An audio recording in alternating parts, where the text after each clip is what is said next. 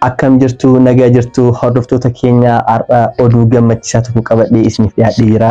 Inni illee maalinni DV'n bara 2025 bahuudhaaf guyyoota muraasni yoo hafu DV'n bara kanaas guyyaan itti bahu Mee 4 yookaan immoo sanbata xiqqaa nuuf hunduraa kan qidaamee sa'a 6 irraa hundi keessanuu laaluu ni dandeessanii.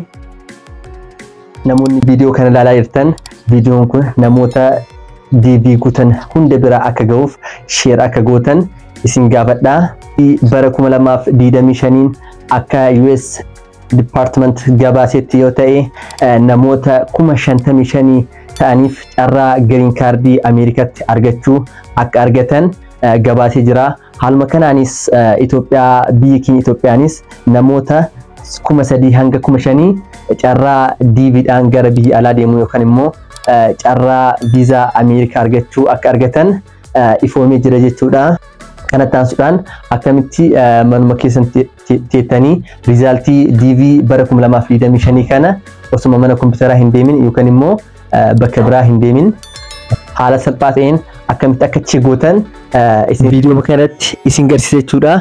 Jalqaba irratti riizaaltii DV keessanii ilaaluudhaaf wanti isin barbaachisu confirmation numberii yookaan immoo lakkoofsa yeroo DV guuttan screenshot yookaan immoo print gootanii harkaa qabdan jechuudha.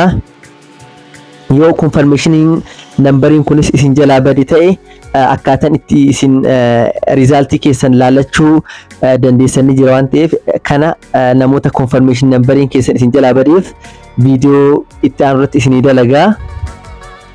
Amma garuu namoota confirmation number qabdaniif haaluma salphaa ta'een websaayitii DV'n irra laalamu irratti search gochuudhaan akkuma kun viidiyoo irratti argaa jirtan kanaan Chrome ta'u Google irratti search gootanii booda lakkoofsa confirmation numberii keessanii fi maqaa akaakayyuu keessan yookaan immoo last name bakka jedhutti maqaa akaakayyuu keessanii galchuudhaan haala salphaa ta'een bilbiluma mataa keessan yookaan harkaa qabdanirraa laalachuu ni dandeessan jechuudha. Carraan kun isinii bahuu dhabuu jechuudha.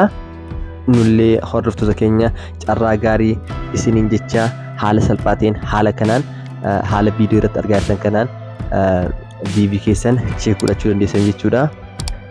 Carraa gaarii.